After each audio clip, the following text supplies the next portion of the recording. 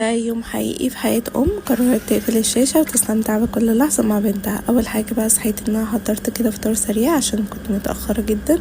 حضرت اللانش بوكس بتاع ليلى ولبستها ونزلتها الحضانة. بعد الحضانة بقى روحنا عند حماتي علشان كانت عازمانا النهاردة على الغدا، وقعدنا معاها شوية. بعد كده بقى روحنا البيت. أول ما دخلنا كان الجو حر جدا. حطيت بقى هدومنا على طول في الغسالة تاخد بقى دورة غسيل كده، والجو كان النهاردة صعب جدا بره، فدخلت بقى ليلى تاخد شاور كده على طول. بقى اللي بتسحلها بقى واحنا بناخد شاور هي الصابون انها تقعد تلعب فيه كده، لان بقى الجو كان محتاج عصير كده اللي هو ينعشنا كده. فدخلت بقى اعمل لنا عصير، ولقيت بقى ببص لقيت ليلى خربت الدنيا ورايا وانا بعمل العصير. المهم بقى شربت العصير من هنا ونامت لانها كانت فرهدت بقى طول اليوم، خلاص جابت اخرها.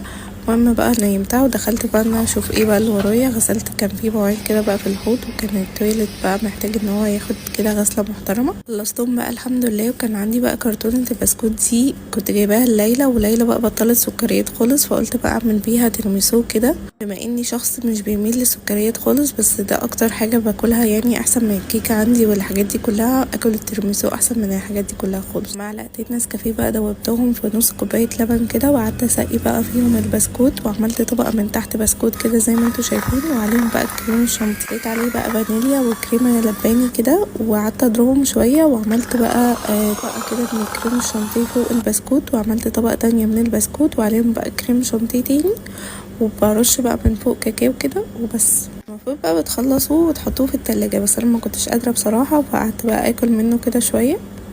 بس زي ما قلت لكم انا مش بميل للسكريات قوي، فاكلت بقى معلقتين كده، وحسيت بقى اللي هو خلاص بقى انا يعني نفسي غمامت عليا، فرحت حطيته بقى في التلاجة وروقت المطبخ كده. وده كان يوم النهارده. تصبحوا على خير.